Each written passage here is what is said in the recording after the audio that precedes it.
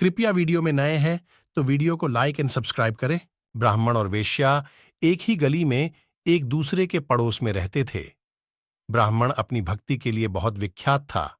वह सारा दिन अनंत कर्मकांड करने के लिए प्रसिद्ध था।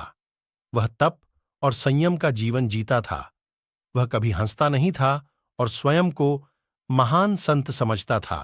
भक्तों को वह ईश्वर की ओर ले जाने वाले उस मार्ग का उपदेश देता था जो केवल त्याग और समर्पण से प्रशस्त था। दूसरी ओर वेश्या जीवन यापन के लिए अपना शरीर बेच रही थी। एक दिन ब्राह्मण उसे उपदेश देने उसके घर गया। ब्राह्मण ने उसे कहा, तुम बड़ी पापिन हो। तुम्हारे पाप कर्मों की संख्या बढ़ती ही जा रही है।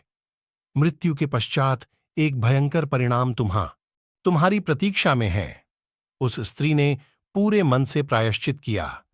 ईश्वर से उसने क्षमा याचना की, लेकिन उसके पास कोई दूसरी जीविका नहीं थी, इसलिए उसने वेश्यावृत्ति जारी रखी।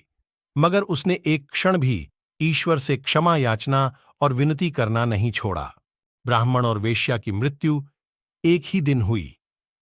मृत्यु के देव यम उस स्त्री की आत्मा को लेने आए और उसे स्वर्ग की ओर ले गए, जबकि ब्राह्मण की आत्मा को नरक में डालने के लिए दैत्य पहुंचे।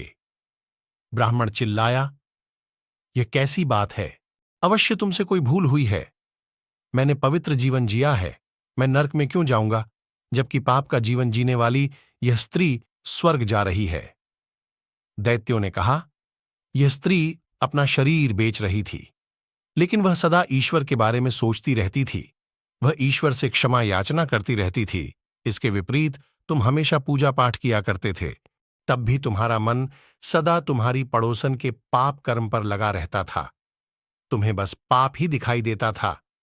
तुम बस पाप के विषय में ही सोचते थे, इसलिए तुम अब वहां जा रहे हो जहां पापी पाए जाते हैं।